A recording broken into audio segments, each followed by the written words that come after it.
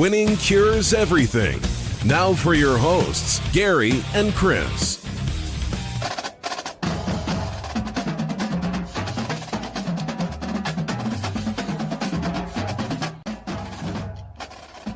Welcome in, Winning Cures Everything. It is the Monday, April 18th edition of the show. I'm Gary. I'm Chris. And we have got some things to discuss from the weekend that was. First off, Chris, your Monday going all right? It's okay. We're rolling, so I'm all right. That's right. We finally got to the show. If my phone starts to die too soon, I'll holler. That works. We won't keep it too long. We'll get in and talk about what happened, and then we will get out of here and get out of everybody's way. But we do appreciate everybody that is listening, all that good stuff. We'll go through the reads here in a little bit, let you know where you can find us and whatnot. But I do want to start off with, it was the opening weekend of the USFL. And, of course, on Saturday night, we had the New Jersey Generals and the Birmingham Stallions live from Birmingham, where all of the USFL games will be played for the duration of the season. I think it's a 10-week season, and then you've got your playoffs. But everything's going to be happening right there in Birmingham. I'll start off and tell you this. They were very happy with their television ratings to start off with, and that's good. We'll get to that here in a second. But they distributed like 40,000 tickets to the first game, and they had 17,000 show up. Now, I will say they did have to deal with thunderstorms and rain and all sorts of other stuff that was going on Saturday, so that may have killed some of it. But to only have about 17,000 people there, it kind of put a damper on the atmosphere. Like, there were people having fun. Did you watch any of this on Saturday? Zero. And you don't give a rip about spring football, and I can understand it. It takes time to be able to build a... That's what's so crazy about this, right? Fox is heavily invested in this league. NBC is heavily invested in this league. They want something that is going to, draw in viewers during the non-normal football time, right? The NBA... the viewership for the NBA has just completely tanked off. The USFL had 2.95 million viewers split between NBC and Fox. The play-in games for the NBA, those had the highest viewership numbers of the entire NBA playoff weekend, and all of them drew less than what the USFL drew. Like, there's nothing going on in spring that really draws eyeballs. So you can kind of understand it. But let's get back to these ratings. 2.95 million split between NBC and Fox. In relation to the other spring leagues that have tried and failed, the AAF drew 2.9 million on CBS in 2019, and the XFL drew 3.3 million on ABC for their first game in 2020. Now, if you look at the numbers that the XFL did, now, obviously, the XFL ended up being canceled because of numerous other things, right? Middle of the pandemic, all that kind of stuff.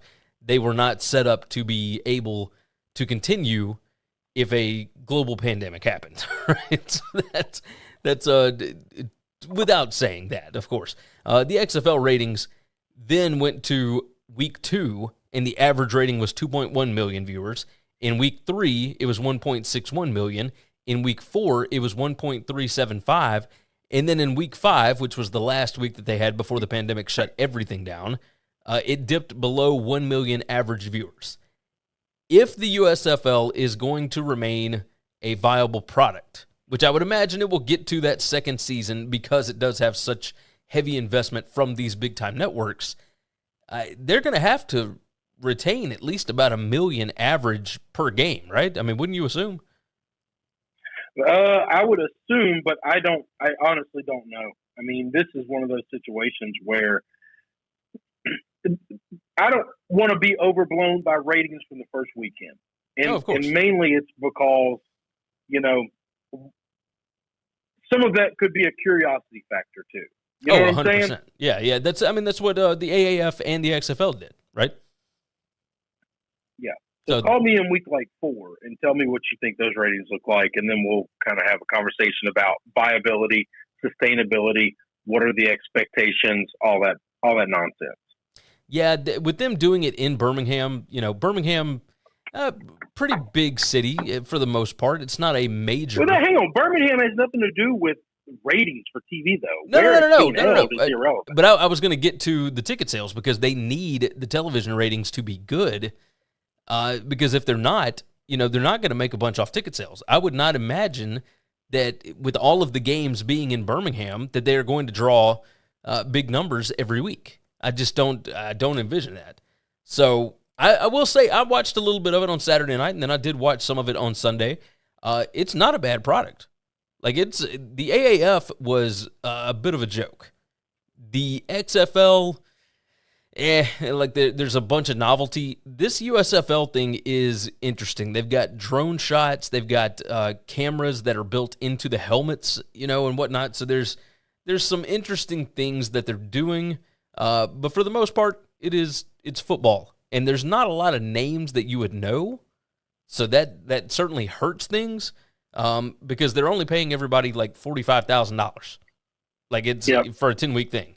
So it's not like you're going to get a bunch of big names, but there are some. I did notice Scooby Wright that used to play linebacker at Arizona. But I do think only diehard college football fans would know that name. So, it's guys that had a cup of coffee in the NFL at some point. Did you see about the player that got cut from the USFL already? No. Okay, so this guy, running back, Davion Smith for the Pittsburgh Maulers. So because they are on such a tight budget, apparently they do not have options as far as food goes. When they get to their hotel, they have one meal. Everybody eats the same thing. There are no options. But apparently he told this hotel worker, he did not want chicken salad. He saw pizza being delivered for some of the staff, so he asked if he could have a slice of pizza. And the staff member told him, like, no, you guys only get chicken salad. Is that going to be a problem? And he responded to the hotel worker and said, yes, and then turned around and walked away, and they cut him for it. The head coach, Kirby Wilson, said that they are not going to deal with players that are disrespecting the staff or anything like that. And this dude has gone on a Twitter rant about, I did not disrespect anybody. I was kind of joking, but I don't like chicken salad. That's not what I wanted to eat. Man, I'm on the player side here. That's a bit extreme. Not a bit extreme. That's a real extreme and pretty ridiculous. I'll tell you this. They did kind of a documentary thing about it and released it on Twitter, and it's got over 2 million views.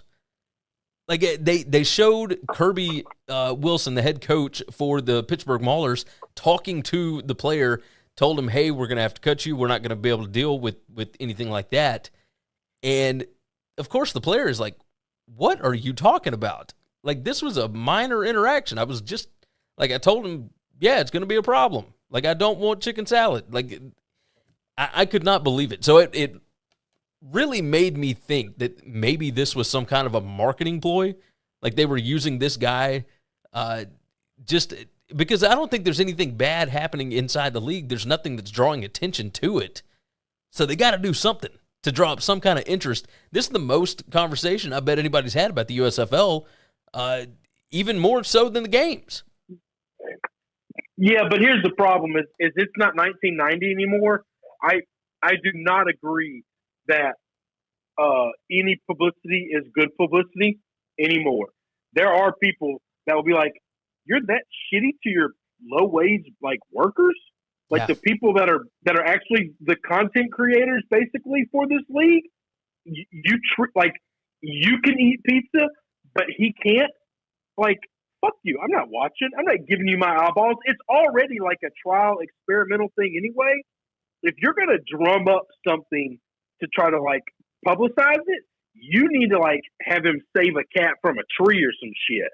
Like, you need a positive story. You do not need a story where, in the world today, where employees have more power than they've ever had because decades they've been getting shit on with no way to actually do anything about protecting themselves in the past.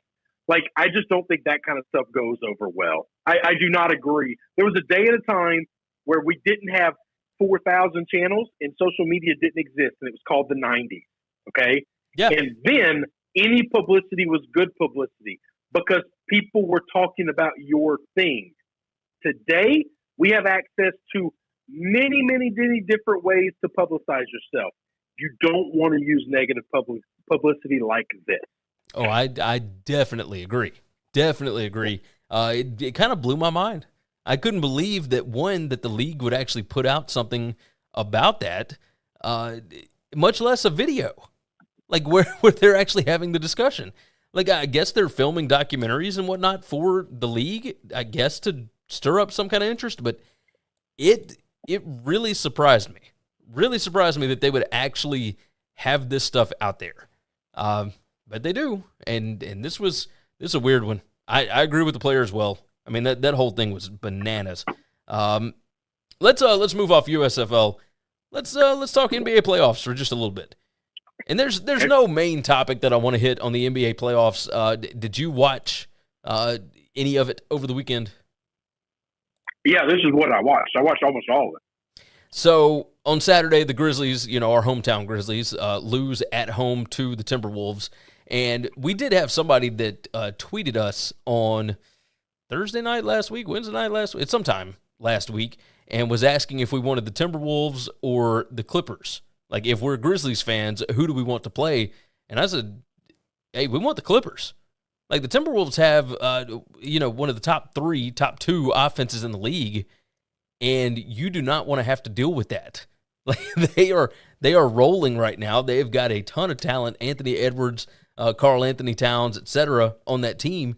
You do not want to deal with that team, and you saw why on Saturday with the Timberwolves grabbing that first game 130-117. What are your thoughts on the Grizzlies right now? Everybody else basically took care of their home games except for the Mavericks, but they were underdogs at home anyway. Yeah, they were playing without Luka. Every favorite won the game. Yeah. I'm not happy. I'm not thrilled with how they played. They got no stops whatsoever. Steven Adams for the last month has been completely worthless. I love Brandon Clark. I would love to see Brandon Clark not getting more minutes because Adams is playing like crap. I'd like him to get a chance to start and just see what they can do. When going into this series, or not just this series, but going into the playoffs a month ago, I never envisioned the T-Wolves even being an option. There was nobody, and when I say nobody, not a team in the West that was a playoff basketball team scared me because we are the young team and everybody outside of the Suns is old and slow. And I said it to multiple people, multiple different times. Nobody until we get to the Suns can run with us for 7 games. And at no point did I even think the T-Wolves would be one of those teams to make the playoffs. And then they went on a run. The last month of the season, they got hot. They made it to the play-in games.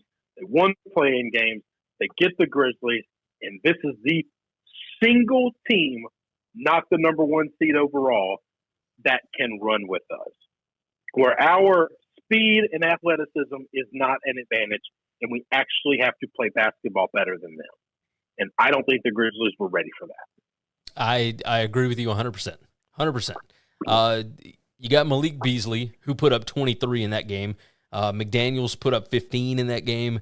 Anthony Edwards, 36. Karl Anthony Towns, 29. You had Patrick Beverly hitting 3-pointers. That's what I can't live with. Look, Edwards is a monster. He's going to do what he does. Patrick Beverly cannot be the reason we lose this basketball game. Agreed. I can't go to sleep at night with that shit. D'Angelo Russell, he was 2 of 11 from the field, so that was nice, considering he scored over 30 points the last 3 against the Grizzlies up until this one. But, we're going to see what happens after this. You need Jaren Jackson to come up with something. He was not great in this game. You're going to have to find a way for Steven Adams to do something. He had 24 minutes in this game. He was 0 of 0 from the field. He had 3 total rebounds. He had 3 assists. 2 of those rebounds, he had 1 rebound going into the fourth quarter. 2 of those rebounds were literally, they ran down on a fast break and shot a 3-ball, and he was the only guy under the rim. So anytime there was a contested rebound, the biggest sumbitch on the court couldn't get it. Yeah. Yeah. That's a problem. Oh, it's big. It's a big problem.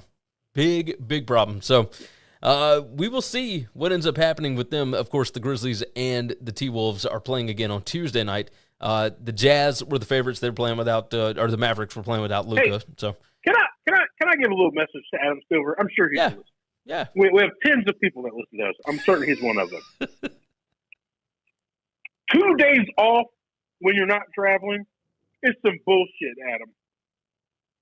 I agree. These playoff series last so long. The playoffs right now, I'm fired up for playoff basketball. In a month and a half, when the playoffs are still going, and you're getting down to the championship game when it's supposed to be at its apex, at its pinnacle, I'm done. I don't give a shit anymore if my team's not in it because I'm just done. Okay? Well, yeah. Why are we taking 2 days off? You want 3 games to go tonight because you can't televise all 6 games at the exact same time? No, screw this. ESPN and Turner both paid a shitload of money for playoff basketball. One of them gets 3 games. The other one gets 3 games. You stagger the games, start time an hour difference, and for 6 hours you roll with basketball. But then 2 days off when you're not resting, when you're not traveling, is bullshit. I tend to agree with you. I mean, you get 3 games on Monday, you get 3 games on Tuesday, and then on Wednesday you get 3 games. You get 3 games on Thursday. You get Friday you get 3 more, and then Saturday you got 4 games again. Sunday you got 4 games again. It's why are we not just doing 4 games? They're setting it up to where one game doesn't start until the other game is finished. Yeah. And if you watch the NBA needs to learn from the NCAA tournament. Nobody is sitting down. I would say very few people are sitting down to watch 12 hours of basketball nonstop. Yeah. But if you give them 6 games in a 5-hour, 6-hour, 10-hour time slot, you will get a bunch of people to watch. If you give them 4 games in a 12-hour time slot, you're gonna get nobody. Yeah, you might have some people that turn it on here and there, but for the most part, people got stuff to do. If you've got a full slate, Monday night should have been 4 games, Tuesday night should have been 4 games. You should have had traveling and whatnot figured out, and then No. Monday night, all 6 teams that played on Saturday, you play on Monday. All 6 teams that play on Sunday, you play on Tuesday. We'll take Tuesday off. You're going to miss 1 day for travel. Well, but that's what I'm talking about. You're not have anything on Tuesday. On Wednesday. You had 4 games on Saturday. Give them a day off and then back to the grind on Monday. Yeah. And then 4 games. However the math works. Yeah. Yeah. Too many games, but yeah. So, yeah, it's a pain. Waiting this long to have a series. I know it's easy on the weekends because they start the games at noon. Yeah. And so you've got all day, but and so you can't do that during the daytime. I don't care. I don't care. At 5 p.m. start the East Coast games. Yes. This is not that hard. Oh, but we lose the West Coast viewers. Yeah. When that game is finishing, all of the West Coast is watching, and there are 3 ball games on. You got the ending of one game, the middle, probably halftime of another game, and then you got the start of a third game. And that is a beautiful wheelhouse to own the rest of the night. Yes. You just own it, and people are going to flip back and forth. It's insane that it takes as long as it does because, I mean, we're in the middle of April, and it's going to be, June? End of June? Yeah, end June of June 2nd maybe? through the 17th or something like that is the – yeah. I mean, it's insane. It's just insane. Why are we waiting until June to have our finals when the playoffs start in the middle of April? It's just nuts. Just nuts. Yeah, that's the old man rant of the day. Yeah, I can understand it. Do you feel any different about any team other than the Grizzlies after watching the first weekend? Do I feel any different about the Grizzlies after watching the first game? No, about any team other than the Grizzlies. Obviously, the Grizzlies are in trouble. Oh, yeah, no. Now, this is like I understand. Like I'm a homer. I love Giannis. Watching them just dominate him be amazing in game one. It's great. It's exactly what I want to see. The Celtics win was so sweet. That was so a pretty good one. Yeah. They got a double-digit lead, and Kyrie Irving just says, "Nope, I am taking this building full of people that hate my guts, and I'm about to shut them all up." And he did, and that lead evaporated. And then Marcus Smart makes a pass. Tatum makes a hell of a move, and then in a blink of an eye, ball game. And that was easily the best game of the weekend, right? Oh, I do think those are the two. Our series and that series is going to be the best series, and it's that series because of star power. Our series because of the young studs that are in this game and in this series, and both our teams. We just match up well. We're just super athletic. They're super athletic. Nobody's playing a lot of defense. That Celtics net series is going to be. It's going to be wild. Oh, it's going to be juicy. Yeah. Yeah, I can't wait to continue watching that one. The Monday night games, we have got the Raptors, 76ers, the Jazz and the Mavericks, and the Nuggets and the Warriors. So, I expect home teams to win. I'm sure the Mavs would have much rather played Tuesday and let us have that Monday night game. Oh, most certainly. Most certainly. But Jazz and Mavericks are going to be on NBA TV, and they want the Grizzlies and the Timberwolves on NBA TV on Tuesday, which is just insane. Like, TNT has got the Heat and the Hawks and the Suns and the Pelicans. Like, how in the world is Grizzlies Timberwolves being relegated to NBA TV? That just makes no sense to me. Just dumb. I don't know. I don't get it. Either way, the next two nights are going to be interesting. We'll see how everything wraps up after that. You got a prediction at this point for who's going to be cutting down nets or whatever it is that they do in the NBA these days? It doesn't look great now, but I'm going to tell you that I have a bet that's a sizable amount of money for me that matters on the Grizzlies to win it all at plus like 2,200, 2,400, something like that. That's not bad. Not bad. So got it a couple months ago, and losing game one kind of was not what I wanted. I've got I like the Heat, and I like I like the Heat and I like the Suns to get back to the finals. I'm not a Heat guy. I think coming out of the East, I got either the Celtics or the Bucks coming out of the East. Yeah, okay, I can see that. So we'll see what ends up happening. I'm sure that we will talk more about it as we move along. Let me go ahead and do these reads right quick. The podcast and everything else about us, all the videos, etc., can be found over at winningcureseverything.com. Go ahead and check that bad boy out. If you've not subscribed already to the podcast, do that. Apple Podcasts, Spotify, whatever your favorite podcast app is, go ahead and hit the subscribe button. Make sure that you listen to whatever the most recent episode is, and then you can scroll back through and just download whichever ones you want to listen to as we go along. But leave a nice 5-star written review. That certainly helps us out. It helps out whatever the algorithm is that's going on there. YouTube, like the video for us. Jump into the comments, jump into the chat, etc. We would certainly appreciate that. And hit that subscribe button. The numbers are growing as we go. And, of course, you can always reach out to us on Twitter. I am at Gary WCE. Chris is at Chris B. Giannini. And the show is at Winning Cures. You can DM us. You can just message us. You can retweet whatever crap we've posted. All kind of stuff there. You can also find me over on BetUSTV.com. Next week, I'll be hosting an NFL draft gambling show. So go ahead and check that out again, BetUSTV.com. Subscribe wherever you need to on YouTube and whatever the other apps are. So let's move into some more NFL talk, Chris. Apple is likely to land the NFL Sunday ticket. It is being reported now by multiple places, but it looks like the first one that had it was, let's see, Matthew Baloney of Puck News, which is via the Sports Business Journal. And basically, these sources told him that the deal is already done. It's just being kept under wraps at Apple's request, and the price looks like it's going to be in the range of $2.5 billion per year. It says it would bring Apple within the NFL's broader broadcast partner tent. He writes that the league likes spreading its rights around so everyone is invested in its success. And, DirecTV holds Sunday Ticket through 2022. So this would really start in 2023. There are some people, of course, that do not get they don't have high-speed internet, et cetera, so it's going to be tough for them to be able to watch.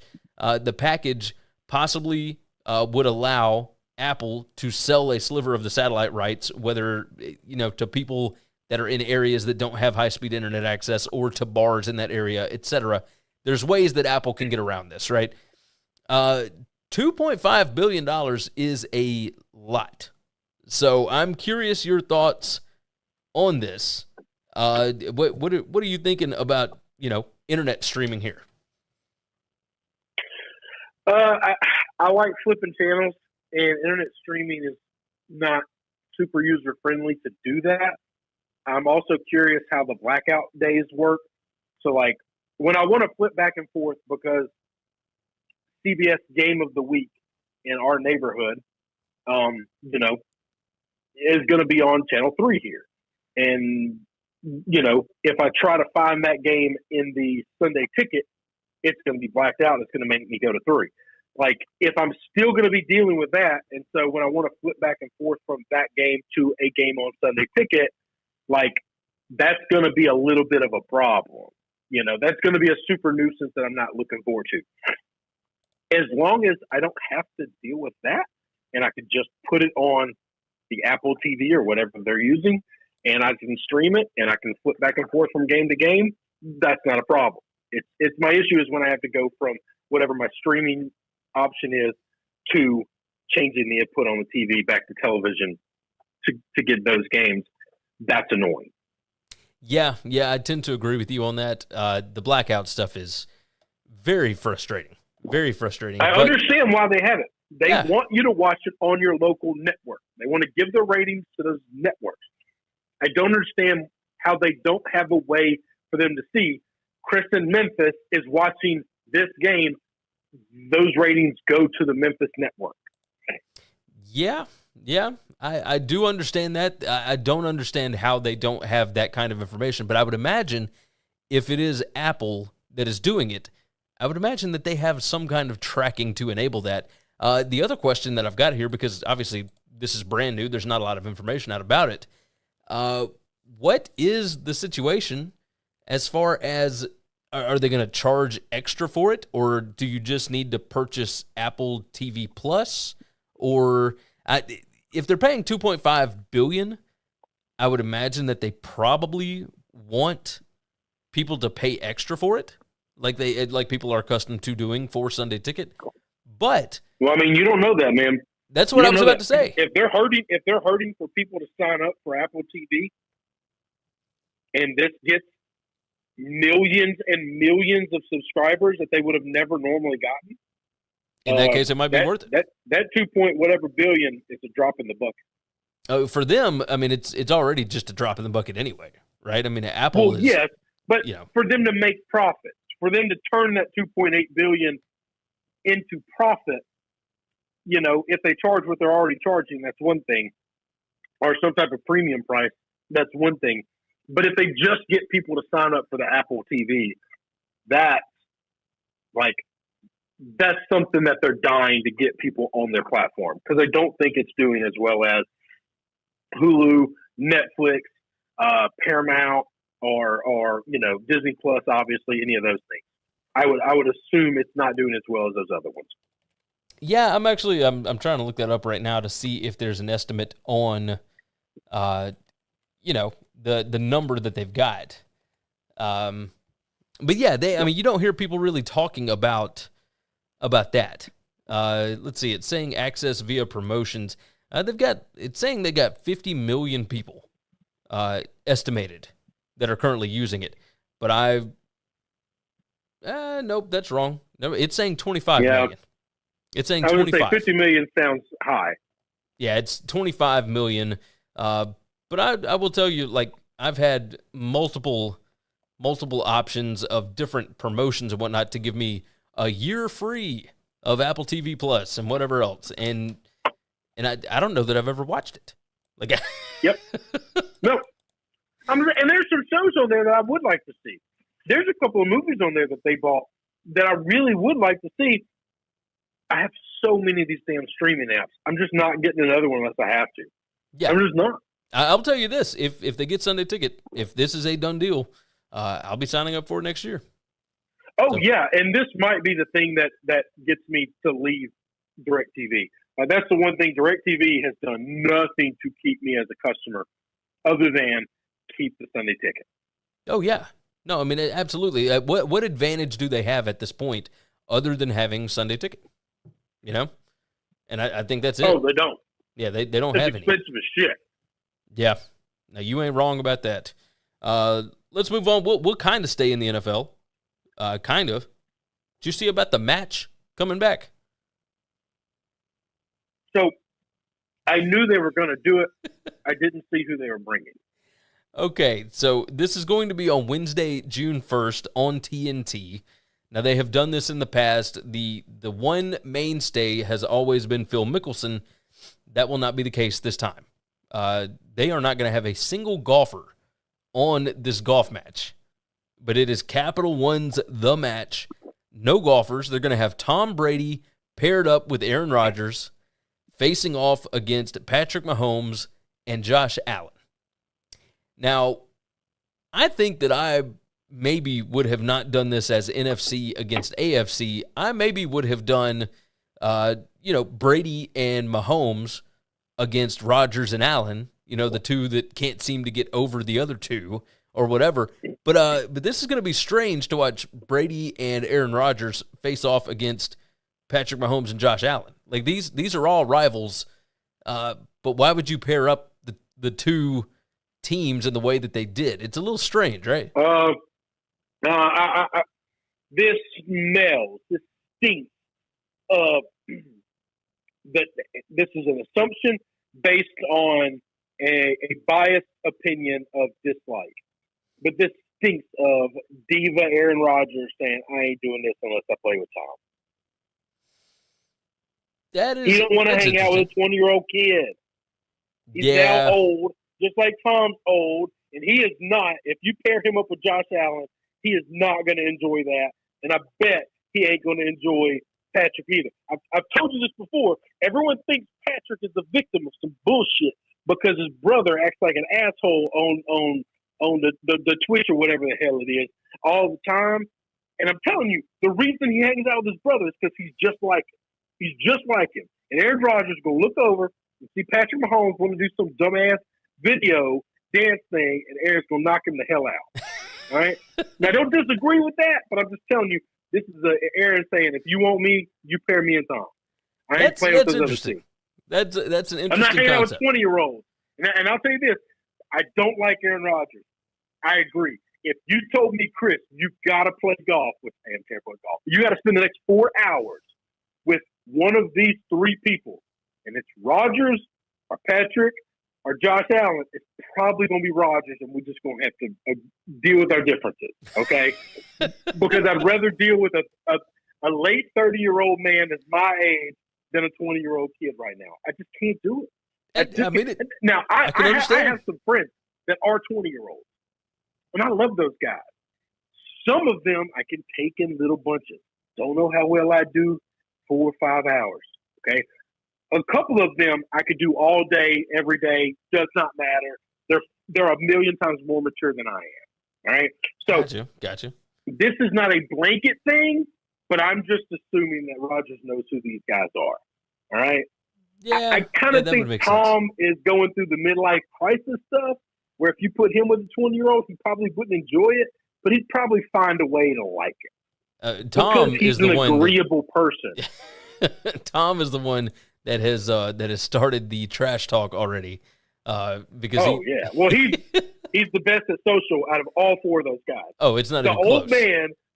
The old man is absolutely the best at social media out of all of them. It is not even close. He posted a picture of himself and one of his kids out playing golf, and he put a Bills helmet on the kid, and he was talking about, hey, this is going to be me looking at Josh Allen. Like, it was the most ridiculous I gotta ask thing. This. I got to bring this up. We right. switched to this format 100% because Phil said what he said about the about supporting the I don't know whatever the Saudi the Super League or whatever. In the Middle East, yeah. the Saudi tournament. Yeah, right. That's the only reason Phil's off of it, and if Phil's not off of it, we're not bringing other golfers in. Right? Yeah, I guess so. I don't know that the time of year is certainly a part of it because anybody that's worth having is in the middle of they've already done the Masters, they're getting ready for the Open, they're the PGA Championship, etc. Like it's in the middle of the season for the golfers. If they're trying to do it in June, it would make sense to just do. But you could go get like Ricky Fowler still. Ricky Fowler's not in this anymore. Like, yeah, maybe. Like there's still some guys you could go get, but Phil started it with Tom, and they've done it every year since. If you lose Phil, you just have to move on and do something different, right? Yeah, I think so. I think that's what this is, and this will be a trial, and they'll see how it does with no golfers on it. What is the viewership for football quarterbacks going out and playing golf together? Like, what is that going to look like? I think you get the younger views. It probably does a better number with those guys. Like your actual real golf fans, this is probably actually really good for the game of golf, by the way. Oh, yes. You can show younger guys who've never actually watched golf that, hey, you can watch golf and it actually be pretty entertaining. Like, it's not the boring sport in the world that you think of, like you think it might be. Phil and Tiger, and then Phil and what's his ass from last year? Like, there's a lot of golf guys that are watching because of golf, and they don't care anything about Tom Rodgers. So you're pulling from two different groups. Now you're not, but this could be the best thing for the game of golf. Yeah. If they really wanted to do it awesome, they would get Steph and another NBA guy because Steph is a legit golfer. They would have to change up the timing on this thing, right? And so that's the biggest issue is if you're wanting to get all these different athletes. Yeah. No, I guess you're right. If Steph's in the middle of the playoffs. Yeah. I mean, he didn't have to worry about it last year, but this year, that's. So, I mean, if you could count on him, being knocked out early, then okay. But I don't know that we ever count on Steph Curry being knocked out of the playoffs early. So unless he's injured, in which case he can't play golf anyway. So yeah, this is going to be fun to watch. It's on a Wednesday. Not a lot going on Wednesday nights. Like that, this should be entertaining. It's going to be on TNT.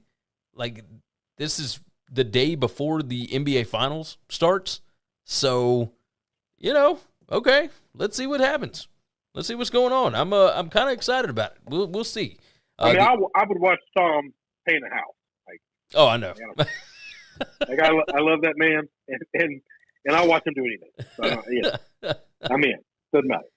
Oh man, that's awesome. All right, well let's move on. Let's talk a little more NFL before we get out of here. AJ Brown, along with two other receivers, Deebo Samuel and Terry McLaurin, they are all going to sit out workouts, and they are expecting new deals. So I'm a little shocked at this, but also not really. The numbers that have come out for Tyreek Hill and all of these other wide receivers, these massive, massive numbers, Adams, etc. Are you at all surprised that wide receivers are the ones that are now starting to sit out because they understand they are a big-time portion of what the NFL is selling right now, and they demand to be paid more? Are you shocked by this? It's not just what they're selling. This is irrelevant to the marketing of the game. For the first time in the last couple of years, the most valuable piece to an NFL franchise that's not the quarterback isn't your left tackle, and it isn't your edge rusher. It is an elite wide receiver. So this is actual value to winning football games. They are more important now in today's game than they've ever been, and they want to get paid like it. Also, all three of these guys that you named have all been very injury prone over the last 2 seasons. Yes, they have. We bring the most value, and we specifically have been getting really hurt a lot bringing you all that value. We would like to be paid, sir.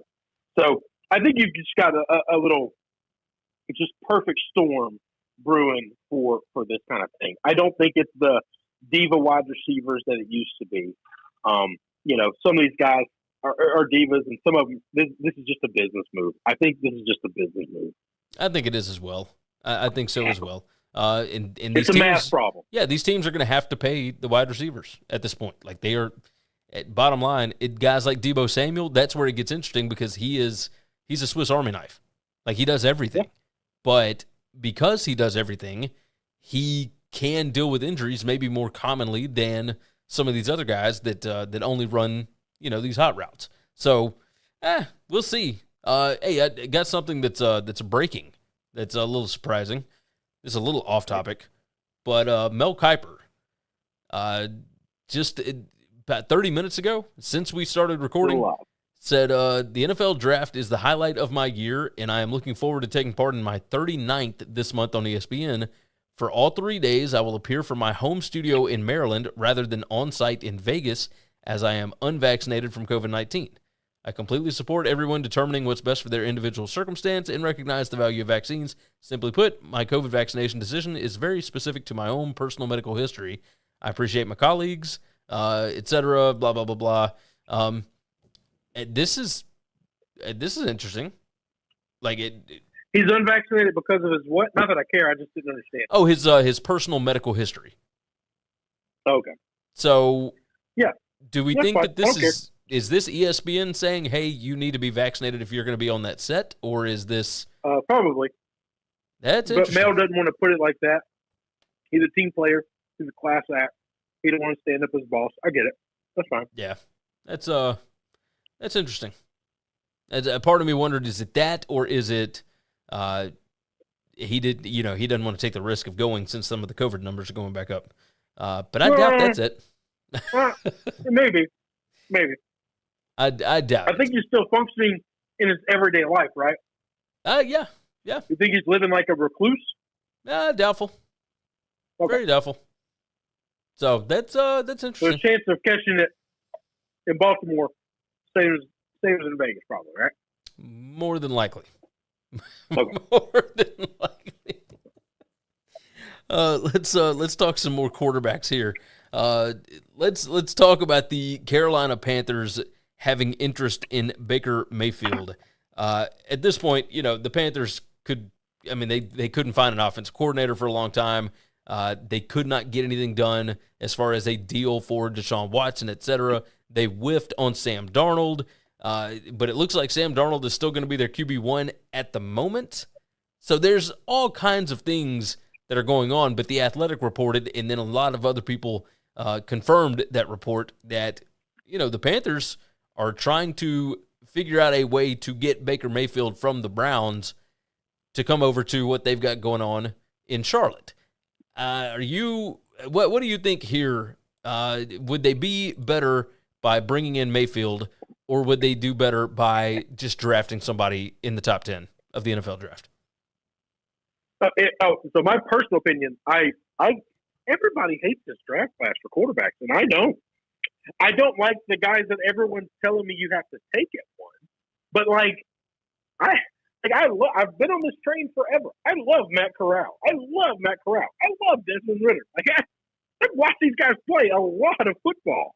Okay, Malik Willis looks like he's got all the tools. Yeah, I don't know if those are going to equate to the NFL or not.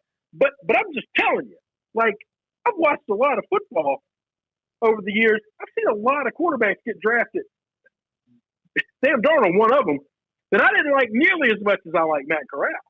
This is wild to me that people just think, if you need a quarterback in this draft, don't take one because it won't be worth it. I just disagree with that. Now, if you want Baker, go get Baker. And I'll tell you, that's the best thing that could ever happen to Baker is him go to a place where he actually has to compete with somebody for his job. I've said this forever. Baker is a competitive guy. He's a fiery guy. Handing somebody who's had to fight he had to fight like hell for a scholarship, right? He had to fight like hell for all the things that he had. And when he was fighting, he was good.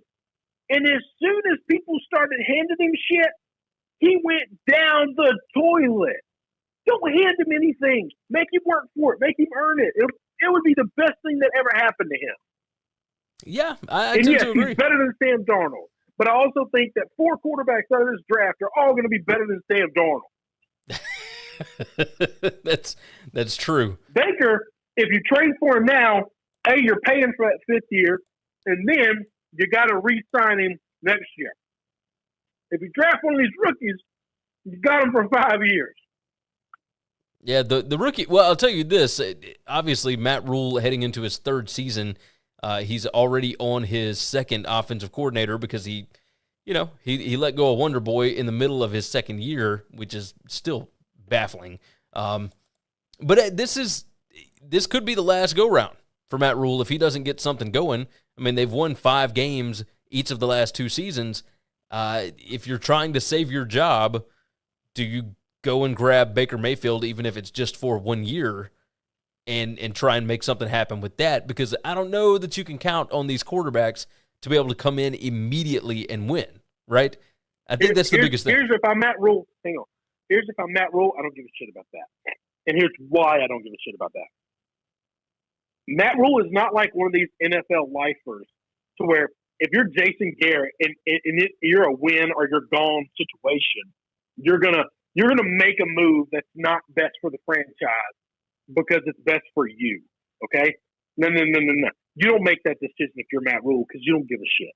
Right? Because if they fire you, A, you're gonna get paid your whole contract, and B, you're gonna have a college football job, any college football job you want almost, at the drop of a hat.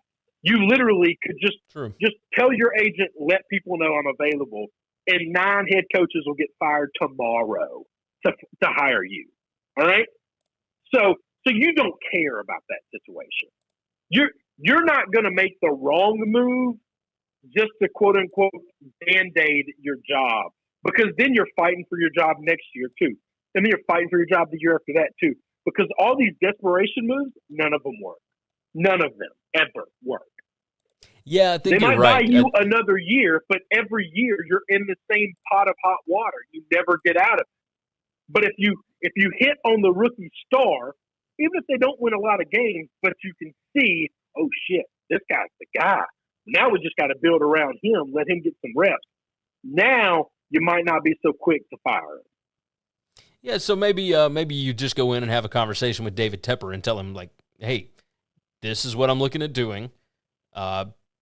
If you don't keep me, that's fine, but I'm doing what's best for the franchise at this point, and it may not work out so well this coming season. But I would imagine David Tepper has to know that. Like, he is very invested in this football team. Obviously, it's his team. He owns it.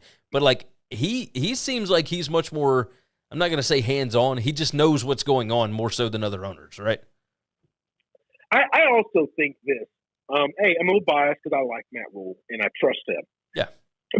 We know that you can't win in this league without a quarterback. Like, that's really hard to do. So I'm not necessarily blaming him for that.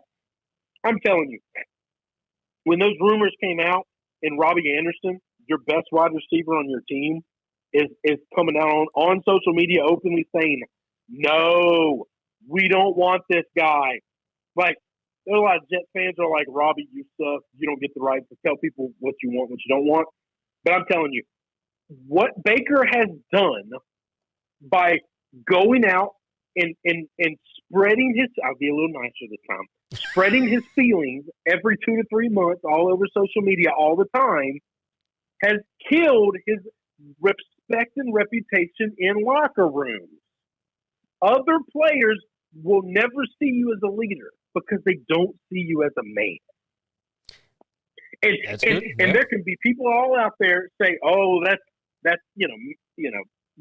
toxic masculinity, and that's not the way to work. It doesn't matter. You're not in that locker room, okay? True. You can think about that shit all you want, all right, outside in your regular day life. But when you step in that locker room, you got to lead 50-something other men that are the most aggressive, competitive, tough men on the planet. When you're going crying on social media all the time, you're super thin skinned, that shit don't fly well in that locker room. No, of course not. I mean, this is exactly what we talked about on the Late Show last week. I think that Mayfield is better than Sam Darnold, but you don't ever hear anything out of Sam Darnold, right? There's no debating Baker Mayfield is a better football player than Sam Darnold. There's no number you can give me to show me you're wrong about that. Baker Mayfield's better than Sam Darnold. But if you walk Baker in that room, I don't know that he produces better because I don't know that anybody in that locker room trusts Baker. Yeah, I agree with you. I'm wondering if there's a way that maybe they take Baker and they draft a quarterback. That'd be a high price to pay for a quarterback. I mean, it certainly would be, but also... now you're paying two quarterbacks $18 million this year and the rookie salary. Which also would be quite funny because if Mayfield gets traded before the NFL draft and then that team still takes a quarterback, I mean, could you imagine? Like, just think about the stuff he'd come out and say publicly. I mean, my gosh. Yep. Yeah. That's why he has put himself in this position. I was about to say, he made this damn bed. You can't feel bad for him. He made this bed. And speaking of not feeling bad for somebody that made their own bed, I do want to bring up Colin Kaepernick here for just a minute. He went on a podcast. I think it's the I Am Athlete podcast, and talked to those guys, Brandon Marshall and that bunch, and told them basically, like, I will do whatever it takes to get back into the league. He said he wants to play football. He wants to be in the question was, do you want to play football? He said, absolutely. That's without question. To your point, what you saw out here, that's 5 years of training behind the scenes to make sure I'm ready, stay ready at the highest level. You don't do that if you don't have a passion, if you don't believe you're going to find a way onto that field. And they asked a lot of questions, man. Like, just, why, if you come in, are you willing to be a backup? And he, of course, was like, yes. And no team has brought him in for a workout, et cetera, et cetera. But this is, of course, getting us back to the same situation that we have been in for the past however long. Do his troubles off the field, and not necessarily troubles, but does his off-the-field stuff, is it worth more than his talent? And I still think, yes, it is. If you are going to bring in somebody, this is what Pete Carroll said years ago, right? He's a starter, and we've already got a starter. Now, Seattle doesn't have one right now, unless you count Drew Lock. But I'm curious your thoughts here. Even with Cap saying that he is willing to be a backup, if you're an NFL owner or GM or whatever, would you bring him in to be a backup, even if it is for a smaller contract? Because that's what he said. He'd take basically anything at this point to get back into the league. If you're a GM, would you do it? The only way I would take him as a backup is if I have zero question marks about my starting quarterback, which is Aaron Rodgers, Tom Brady, Russell Wilson, Josh Allen. Like, you're talking about guys, Lamar Jackson, not losing, and I would even venture to say Cleveland, Deshaun Watson, like guys that are the bona fide, unquestionable starting quarterback. And there's no question. But I'm going to tell you, I think he's selling himself short. Now, being willing to do that is great. I would be on the phone. I would have, not my agent, I would have somebody putting me in touch with the owner of the Seahawks, not the head coach, with the owner and head coach, and head coach, the owner and head coach of, get me on the phone with Matt Rule and David Tepper. Get me on the phone with the owners and the coaches, or fly there and meet them in person. You won't bring me in. I don't need you to bring me in. I'll bring myself in. Give me an hour of your time, and let's sit down and talk about these places that are willing that where I think he could come in and start. Where I think he's better than anybody they got on the roster. Okay? And let's see if we can work a deal and find a deal. Yeah, I could see that. Yes, he's a headache. I wouldn't like that headache to be a backup. But if that headache can get on the field and win games for us, I don't care about headaches. I care about winning football games.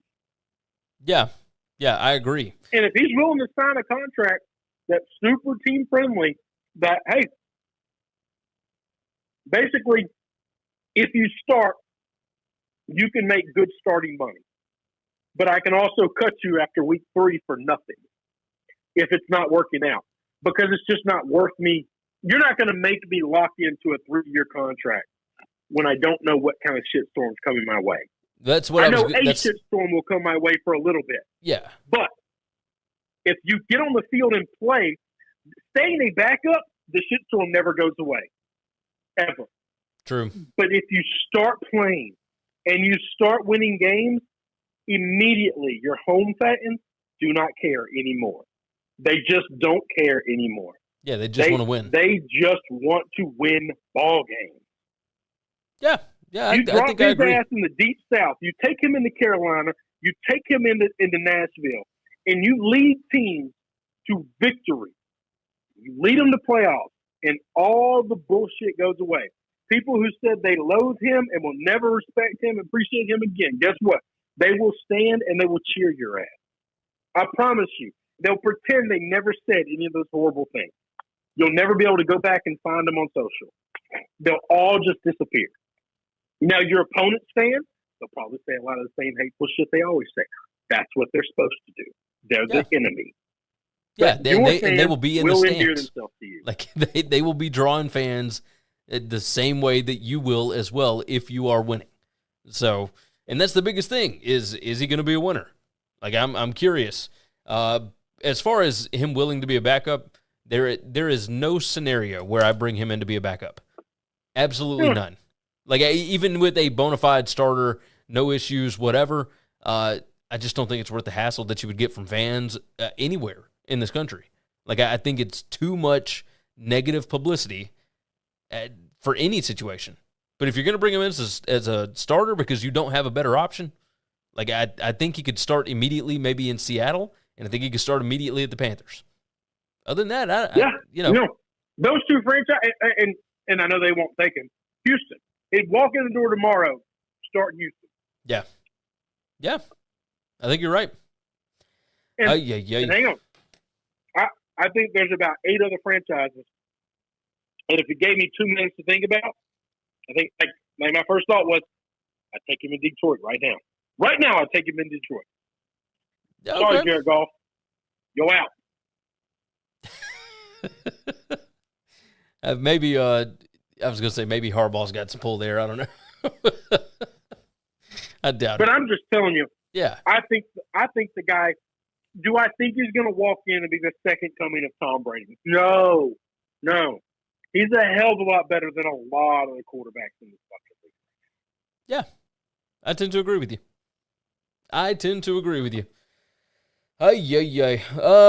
We are closing in on an hour, so let's go ahead and get out of here. We are. I mean, I can't believe my phone has survived. I have watched this little orange line, this little yellow line. What color is it in the iPhone? Whatever. When it goes to 20%. Yep. When I called you, that line turned yellow. Little engine that could is hung on, brother. God bless the iPhones, right? God bless the iPhones. All right, let you out of here. You go finish up what you need to do, and I will wrap up this show. Bye, buddy. All right, be good, buddy. I'll talk to you later. All right, so that was Chris. That wraps up today. I did mean to mention Georgia offensive lineman Marius Mims, who was in the transfer portal. He was a top 10 transfer, etc. He is no longer in the portal, and Florida State fans are mad. We might talk about that later. I don't know. Maybe on the late show this week, but he has decided he's going to stay at Georgia. So maybe they up that NIL money. I do not know. We shall see. For now, though, we're going to wrap this thing up. You guys have been fantastic. We certainly appreciate all of you for watching, subscribing, etc. Make sure you do all of those. Subscribe where you need to. For now, take care of yourself, take care of each other, and hopefully all your tickets cash this week. Thanks for checking out Winning Cures Everything. If you want to keep up with us, hit subscribe on YouTube or your favorite podcast app. Visit the website at winningcureseverything.com, or you can like us on Facebook or follow us at Winning Cures, at Gary WCE, or at Chris B. Giannini on Twitter. Share out the show, leave a nice review.